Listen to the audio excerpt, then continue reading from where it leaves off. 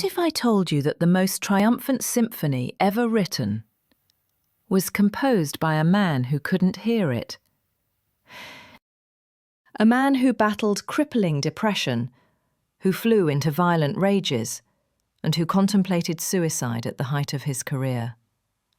This is Ludwig van Beethoven, and this is the price of genius.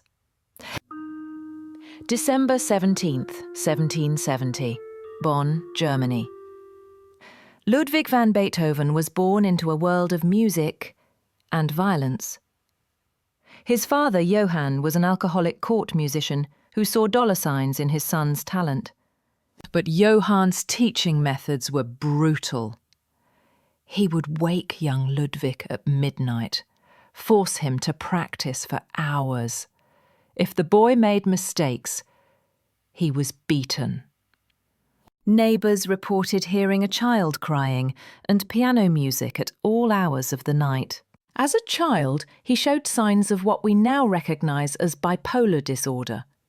But there was something else brewing beneath the surface. Something that would revolutionise music forever. By his 20s, Beethoven had conquered Vienna. His Pathetique Sonata shocked audiences with its raw emotion. This wasn't the polite music of Mozart or Haydn. This was something dangerous, music that bled emotion. But behind the applause, Ludwig was falling apart. In 1798, he wrote, "My ears whistle and buzz continually. I can say I live a wretched life." At 28 years old, the unthinkable was happening. The musician was going deaf. Modern doctors believe he suffered from otosclerosis, abnormal bone growth in the ear, possibly triggered by his bipolar disorder and chronic lead poisoning from wine. October 1802, Heiligenstadt, Austria. Beethoven wrote what would become known as the Heiligenstadt Testament, his suicide note, that he never sent. He wrote, "It was impossible for me to say to people, 'Speak louder, shout, for I am deaf.' How could I possibly admit an infirmity in the one sense which ought to be more perfect in me? A little more of that and I would have ended my life. It was only my art that held me back." Instead of ending his life, he channeled his anguish into music. The Eroica Symphony, completed in 1803.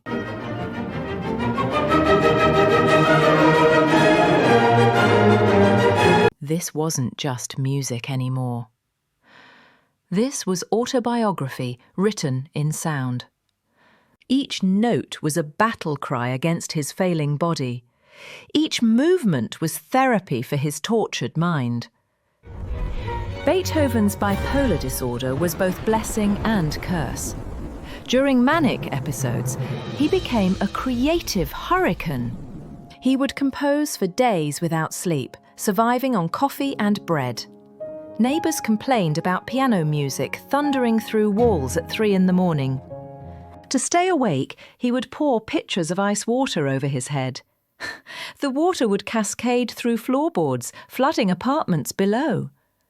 During these manic phases, masterpieces poured out of him. The Emperor Concerto, the Moonlight Sonata, the Appassionata, each one a glimpse into his tortured genius. But the depressive episodes were brutal. He would disappear for weeks, unable to compose a single note. By 1824, Beethoven was completely deaf. Conversations had to be written down. He carried notebooks everywhere. But he had one more masterpiece left in him. The Ninth Symphony. Ode to Joy. 4 movements of pure human triumph. At the premiere on May 7th, 1824, Beethoven insisted on conducting. The real conductor stood behind him.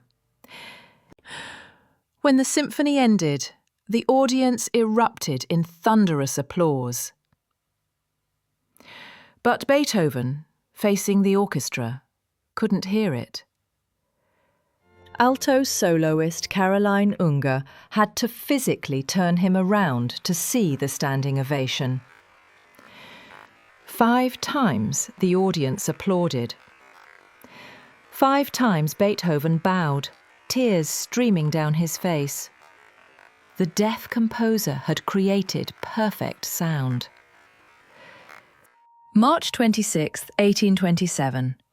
Ludwig van Beethoven died during a violent thunderstorm in Vienna. His last words, "I shall hear in heaven." 20,000 people attended his funeral. The man who lived as an outcast died as a hero. Today, his 9th symphony is the anthem of the European Union.